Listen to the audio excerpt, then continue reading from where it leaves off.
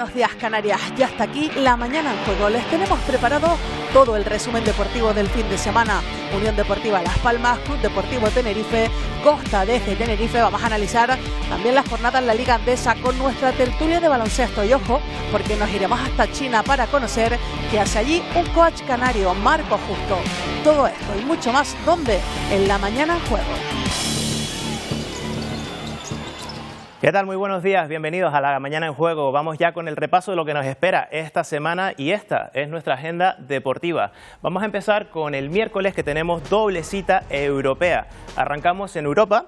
Vamos a ver si podemos ver ese gráfico que tenemos preparado con doble cita en Perugia con el Dreamland, el Guaguas que juega la competición europea. Ahí lo vamos a poder ver. Estamos ahora ya viendo lo que viene el jueves. Las Palmas que juega contra el Granada en jornada intersemanal. Para el viernes tenemos preparado ese partido Eibar contra el Costa de Eje Tenerife a las 11 de la mañana. Y ya para el sábado, doble partido también, fútbol, el Club Deportivo Tenerife a las 5:30, que se juega contra el Polideportivo Cacereño en el Heliodoro Rodríguez López. Por la tarde, Dreamland Gran Canaria contra el San Pablo Burgos. Y el domingo, Ayopos Lleida a las 11:30 contra la Laguna Tenerife. Y a las 5:30, la cita más importante de la semana para nosotros en Televisión Canaria, Las Palmas contra la Sociedad Deportiva Huerca. El Costa de Eje Tenerife logró por primera vez esta temporada su tercera victoria consecutiva después de vencer al Madrid Club de Fútbol en el Heliodoro Rodríguez López. Lo consiguieron gracias a 2 goles de Natalia Ramos, que sentenciaron el encuentro en el minuto 25 y consolidan a la cuarta posición de las tinerfeñas. De esta forma amplían su ventaja a 6 puntos sobre el Sevilla y se sitúan a 6 puntos de los puestos europeos. Nos llevamos la portería a 0, aunque les hemos dado un poquito de opciones al rival. Pero muy contentas, 3 puntos más, ya son 45. La segunda parte creo que es la asignatura pendiente que tenemos y tenemos que ser autocríticos y autocríticas y consideramos que lo podemos gestionar mejor para futuro. Bueno, cuarto empate del Club Deportivo Tenerife en las últimas 5 jornadas. 0-0 terminó el encuentro de este sábado ante el Talavera de la Reina, que pudo llevarse la victoria en la recta final en el minuto 96. Este remate de Nordín se abrió paso entre una maraña de jugadores y solo esta intervención de David sobre la línea de gol evitó la derrota de los de Álvaro Cervera. Novedades en el 11 de Facundo Agüero y Iván Chapela. El Club Deportivo Tenerife saltó al Estadio del Prado con la intención de encadenar un nuevo triunfo, pero los blanquiazules encontraron un Talavera combativo que generó ocasiones como esta durante los primeros minutos del encuentro. Hubo que esperar hasta el minuto 36 para ver la ocasión más clara de los de Álvaro Cervera. Gastón Valles asistió a César completamente solo, pero el defensor no acertó a rematar entre los 3 palos. El atacante uruguayo gozó poco después de una nueva ocasión, pero su remate no logró sorprender a Bellman. Primera parte que terminó con susto para la afición blanquiazul. Pitu puso a prueba los reflejos de Dani Martín. Con la igualdad en el marcador se llegó una segunda mitad en la que Cervera movió el banquillo, metió en el campo a Jeremy Ibalde por Iván Chapela y Enrique Gallego, pero el peligro en la parcela ofensiva no mejoró. De hecho, fue el Talavera el que pudo llevarse la victoria en la recta final. En el minuto 96, Nordin pudo adelantar a los locales, pero David Bajo Palos evitó que los 3 puntos se quedaran en Talavera. El Tenerife sumó un nuevo empate, alcanzó los 64 puntos a falta de 8 jornadas. Nosotros rondamos el área de ellos, pero rondamos por allí, pero centros peligrosos, remates peligrosos, ahí nos cuesta mucho más. Nosotros hemos sido un equipo que ha goleado muchísimos partidos este año y ahora no lo hacemos. Ahora a nosotros meter un gol nos cuesta muchísimo. El partido puede ser que esté girado hacia nuestro lado, pero no hacemos lo suficiente por ganarlo y hemos estado a punto de perderlo. Bueno, vamos con baloncesto y a analizar, de hecho, la jornada de la Liga Andesa. Hubo derrota del Dreamland Gran Canaria, la cuarta consecutiva ante la Sisa Juventud por 92-84 y la victoria de la Laguna Tenerife por 99-76 ante Casademón Zaragoza. Y para ello vamos a hablar con 2 personas que son de las que más saben, en mi opinión, de baloncesto de las islas. Estamos con José Antonio Felipe, que es director de contenido del Diario de Aviso. Buenos días. Hola, ¿qué tal? ¿Qué hay? También compañero de la Radio Canaria, narrador de los partidos del Canarias, y también estamos con el jefe de deportes del periódico El Día, con Carlos García. Muy buenos días. Muy buenos días. Estamos hablando, si les parece, de ese partido que, bueno, una nueva victoria abultada, Carlos, de la Laguna Tenerife. Está demostrando mucho músculo en este tramo de temporada, ¿verdad? Sí, ayer mismo Chus Dorreta reconocía que quizás quitando el mes de octubre, que fue redondo con 4 victorias, ahora mismo están en el mejor momento de la temporada. Yo diría que incluso mejor que ese mes de octubre, porque con todavía reasignación de roles, con Patty Milne todavía integrándose y con jugadores que a lo mejor todavía no están al 100%, está ganando y bien a los 3 rivales que ha tenido por delante. Y no son rivales cualquiera, sin desmerecer a Zaragoza, pero evidentemente ganar de la forma que lo hizo a Valencia y a Unicaja, creo que tiene mucho mérito para la Laguna Tenerife. Hablabas ahora de Patty Mills, es una de esas, ¿no?, estrellas que han llegado en esta parte de temporada, y su efecto se está notando muchísimo, ¿verdad, José? Sí, porque yo creo que hubo un momento en el que parecía que todo podía ir mal para la Laguna Tenerife, que es cuando pierde el derbi de Champions, se lesiona Marceliño Huertas y de repente, a partir de ese momento, la reacción ha sido total. En lo deportivo, que yo creo que es el año en el que yo más dudas noto alrededor del club, y hablo más bien de los aficionados, ¿no?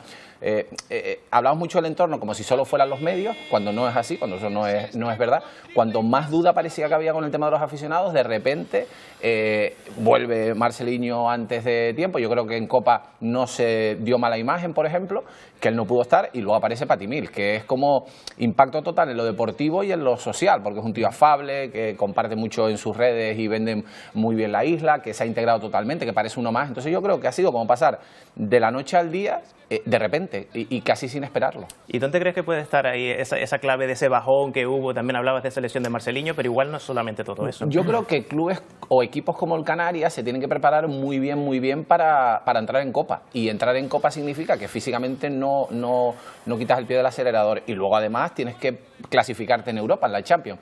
El bajón es normal, lo que pasa es que coincide con que pierdes al MVP de la Liga. Cuando muchas veces se habla de, bueno, es que hay dependencia de Marceliño, si la hay o no, que lo podríamos hablar durante un montón de tiempo, hombre, si dependes de alguien que sea del MVP de la pasada edición de la Liga y uno de los mejores bases de toda la Liga Endesa. Entonces yo creo que realmente era una cuestión natural y se dieron circunstancias como la lesión, pero al final el bajón, los picos de la temporada los vas a tener. Carlos, me gustó esa parte que apuntaba. ¿Hay Marceliño dependencia, sí o no? Sí la hay, evidentemente, cuando te falta el brasileño en un partido determinado, en 2, en 3, como ocurrió en ese tramo de la temporada. No es lo mismo que el equipo dé un pequeño bajón durante algunos minutos porque hay sustituciones, porque hay rotaciones y a lo mejor en vez de él está Bruno Fittipaldo, está Jaime Fernández, que ahora mismo lo están haciendo muy bien, pero cuando pierdes, como decía José, a un jugador que es el MVP de las 2 competiciones en las que está, y lo pierdes de una manera así traumática, sin esperarlo, porque ves que a todo puede, que con todo lo supera, y de repente se te para, porque es una de las cosas que tiene Marceliño, 42 años y prácticamente no ha parado en toda su carrera, con lo cual es una situación que seguramente descolocó bastante al equipo. El equipo llega en inercia ganadora ahora al tramo más decisivo de la temporada, con este partido que veíamos ahora el miércoles ante Galatasaray. ¿Cómo ves ese cruce ahora en cuarto? Bueno, quizás, no sé si decirte que puede ser el rival más duro que le podía tocar, de los que le podía tocar.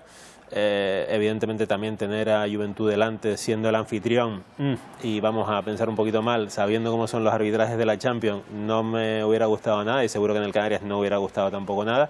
Galatasaray no es evidentemente una perita en dulce, pero creo que es una oportunidad de oro para quitarse la espina de la semifinal del año pasado por un lado, y luego meterse. Tampoco vamos a vender la piel del oso antes de casarlo, pero creo que en un cruce que te puede llevar te puede dar muchas posibilidades de llevarte a la final, porque por el otro lado te llevarías con un Vilnius-Nymburk, el ganador de ese cruce, y evidentemente creo que evitas a equipos como AEK o Unicaja, Alba Berlín o Juventud hasta la final. Creo que es muy positivo. ¿Cómo lo ves tú, José, también ese partido contra Galatasaray? Pues yo creo que lo más duro hubiera sido el Juventud, pero es verdad que a lo mejor con el Galatasaray la sensación es un poco no de relajación en el equipo, pero sí de sensación que el Canarias es muy favorito y que tiene que pasar sí o sí. Y ahí en eso estoy con Carlos. Más allá de lo que pasó la temporada pasada, yo creo que te va a tocar una eliminatoria muy dura, porque estamos en la edición de la Champions más dura, con los cruces seguramente más duros, menos el del Nymburk con Vilnius, que yo creo que el que se clasifica ahí será un premio total y será la sorpresa de esta edición.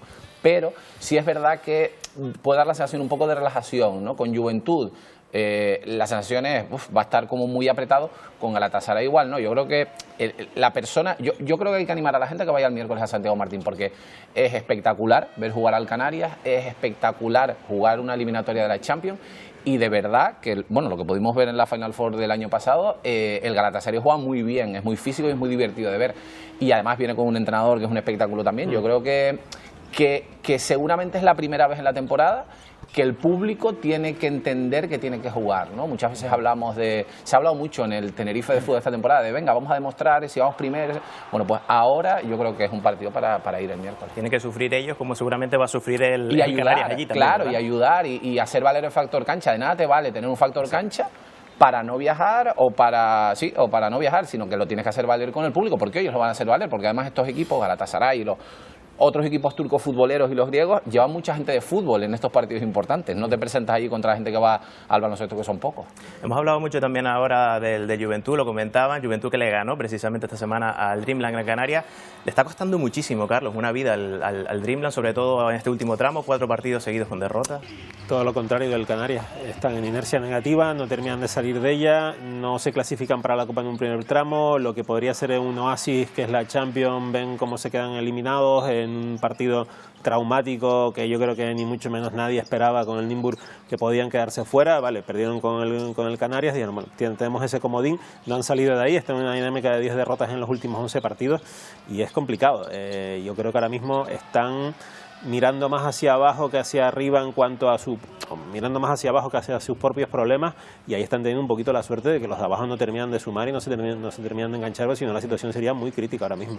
O sea, ¿dónde crees que radica esa...? Es que yo creo que el no clasificarse en Europa fue un poco la puntilla para Gran Canaria, que yo tengo la sensación, no club, jugadores, sí lo que decíamos antes del entorno, veían la Champions como una competición menor. Era como, bueno, la Champions no es para tanto, y se han visto fuera de la Champions, de la competición, que mucha gente de sus aficionados y seguramente de su entorno, de medios y demás, no veía como una competición tan importante. Y yo creo que ha sido la puntilla. Lo que te llega de Tenerife es que pitan al equipo, que hay dudas sobre Lakovic, que hay dudas sobre la gestión de Sabané. Pero yo creo que la puntilla ha sido lo de la Champions. Si no, claro que en Liga Endesa hubiera ido, bueno, ahí mejor o peor. Y creo que tiene un problema de confianza total el equipo. El equipo la calidad de la plantilla no es baja, y el entrenador, es que el verano pasado estábamos hablando de que si lo quería el Barça, si lo que sea, que había que renovarlo sí o sí, pero yo creo que lo de la Champions fue una puntilla total por la trayectoria anterior, por decir, bueno, no es para tanto, y de repente te ves fuera contra el Nymburk, que tampoco lo conoces, pero es un equipo que juega bien en la Champions, que los últimos años lo ha hecho bien, y es llamativo, claro. Como es lógico también ahora en estos momentos de dudas, ¿no? Se suele mirar mucho también hacia el banquillo, hacia la directiva, y de hecho, bueno, vamos a escuchar lo que decía Jaka Lakovic justo cuando terminó el partido contra el Juventud. Tercer cuarto, que creo que era decisivo, nos meten 32 puntos, falta de agresividad y creo que disciplina defensiva. No podemos mirar atrás, porque atrás ya no las podemos ganar. Entonces lo que tenemos que hacer con toda la fuerza, todos ánimos, ir adelante a la siguiente. Bueno, hablaba de ir adelante, les pregunto a los dos, ¿tiene crédito todavía Jaka para seguir? Lo tiene porque en la dirección deportiva y en la presidencia del club han decidido que lo tenga. Creo que en cualquier otro club medianamente solvente, medianamente boyante, medianamente con aspiraciones y con el estatus del Granca en estos últimos años, 10 derrotas en 11 partidos, creo que hubieran sido insostenibles para cualquier entrenador. Lo malo de todo esto no creo que sea incluso la clasificación. Sí es verdad que lo de Europa pues hace que se termine de tambalear el proyecto, porque en Euroliga incluso estuvo peor clasificatoriamente hablando el equipo cuando estaba simultaneando las dos competiciones. Ahora solo tienes una. El problema es que siempre es como una huida hacia adelante, un mismo discurso que no se traduce luego en resultados, y evidentemente, como hablamos, 10 derrotas en 11 partidos pesan y mucho. Sí, yo no lo conozco, no conozco la situación del club por dentro, pero yo estoy de acuerdo con él. A mí me llama un montón la atención que no se haya buscado un poco un revulsivo. La sensación que yo tuve este fin de semana, que me dio tiempo de ver más partidos a lo mejor que en otras ocasiones, fue que el Granca se va a salvar, yo estoy convencido que se va a salvar, por demérito de los demás, no por mérito propio, ¿no? Sino porque hay otros que tienen menos calidad, que la inercia es peor y que no tienen esa capacidad de jugadores que puedan resolver. Y luego la sensación que me dejó en el partido de Champions en Tenerife fue mala. En ese duelo final, ¿no? Cassius Robinson por un lado y demás, daba la sensación que era un poco, que no es así, seguro. Porque estuvo apretado, de hecho, el partido. Sí, pero daba la sensación que cada uno hiciera lo que quisiera, que el que pensara que la podía meter, como la tanda de penalti, el que sepa que puede meter el penalti, que lo tire. Y sí me da la sensación que a veces hay esa sensación un poco de anarquía, y a mí me sorprende que no haya habido cambio en el banquillo, pero también entiendo que estas son las típicas situaciones de decir, no se puede romper siempre la cuerda por el lado del entrenador, si repunta repunta esto y igual la próxima temporada sigue Lakovic y la cosa va fantástica y Sabané dice, mira, ¿ves? Había que mantenerlo. Yo creo que falta un líder, alguien que pueda tirar. Llegó Robertson para intentar cambiar la dinámica, no lo ha conseguido. Ahora Metu ayer por lo menos tuvo unos minutos de calidad y aportó. Veremos si es suficiente o no, pero es que hay jugadores que también tienen que tirar del carro, que no están siempre. Quizás el que más se pueda escapar es Brusino. Albisi está en un punto muy bajo de su trayectoria. Es preocupante, pero como decía José, creo que al final el Granca ahora mismo tiene que estar dando gracias a que los de abajo no terminan de ponerse de acuerdo de a quién se salva y quién sale del hoyo, porque nadie parece quererlo. Y luego yo creo que la comparativa con el Canarias es evidente siempre, ¿no? Desde que los dos clubes están en ACB, que son hace un montón de años, primero en Tenerife se miraba al Granca, decir ojalá pudiéramos estar en las copas, ojalá pudiéramos estar muchos años en Liga Andesa, mira, han entrado en playoff, y yo creo que el Canarias ha adelantado al Gran Canaria en los últimos años, y eso crea una comparación que lo que hace es que se genere mayor debate alrededor, como es lógico, yo estoy a favor de que se generen debates en todo, en la vida, y eso sí es verdad que yo creo que le pasa factura, el equipo juega como atenazado, como preocupado. Con esa reflexión nos quedamos también, ¿no? Del momento, ¿no?, que viven ambos cara y cruz, ¿no?, de la moneda del baloncesto actual. Chicos, José, Carlos, muchísimas gracias por acompañarnos y les esperamos para otra tertulia próximamente, seguramente, ¿vale? Nosotros seguimos hablando ahora de baloncesto y para ello nos vamos a ir hasta China. Allí acaba de llegar un coach canario, Marco Justo. Cuéntanos, ¿dónde estás? ¿En qué parte de China? Porque es muy grande. ¿Y qué estás haciendo por allí? Hola, ¿qué tal? Buenos días. Pues mira, llegamos el viernes, creo, porque con el cambio horario creo que llegamos... No, viernes no, perdón, sábado. Sábado a primera hora y bueno, hemos estado 2 días en Beijing, un poco para aclimatarnos a lo que es el horario. Y hoy ya nos hemos trasladado, hemos cogido otro vuelo para venir a Jinhua, una ciudad que está a unas 2 horas en vuelo. Y bueno, esto surge pues a través de que Alejandro Martínez, pues de mi nombre, a Xavi Terren, ¿no?, un exjugador que precisamente jugó en Canarias, ¿no?, en el Canarias, en aquel Canarias de Le Plata que jugaba en el Ríos Tejera. Y bueno, me invitaron para dar unas charlas para FIBA China y aquí estamos, ¿no?, intentando transmitir los conocimientos o el aprendizaje que hemos tenido durante todos estos años, queriendo pues eso, compartirlo con creo que nos han comentado, van a ser 600 entrenadores los que van a venir. Y bueno, eso, compartir un poco la metodología que usamos allí, la metodología que usábamos en la Federación Española en estos últimos años, ¿no? Y poder compartir con los entrenadores de aquí esos conocimientos. Bueno, Marco, pues nos gustaría la verdad que cuando vuelvas para aquí, para Tenerife, te emplazamos para que vengas a Plató y nos cuentes, nos desarrolles todo en más profundidad para analizarlo todo contigo aquí en Plató. Muchas gracias por atendernos. Pues muchísimas gracias. Muchas gracias por la llamada y gracias por la invitación y por allí estaremos. Perfecto. Pues nosotros vamos a seguir, de hecho, ya para despedirnos, porque acabamos desde la isla de La Palma. Lucien Epiney se coronó como el monarca de la Ultra Trail de la Reventón El Paso Fred Olsen Express.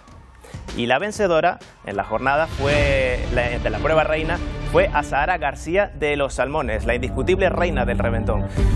Con estas imágenes que están viendo nos despedimos, les dejamos ahora con la redifusión de Una Hora Menos y con el programa Ponte al Día. Nosotros regresamos mañana a las 7:40 para decirles, como siempre, buenos días Canarias. 3, 2, 1, ¡tiempo!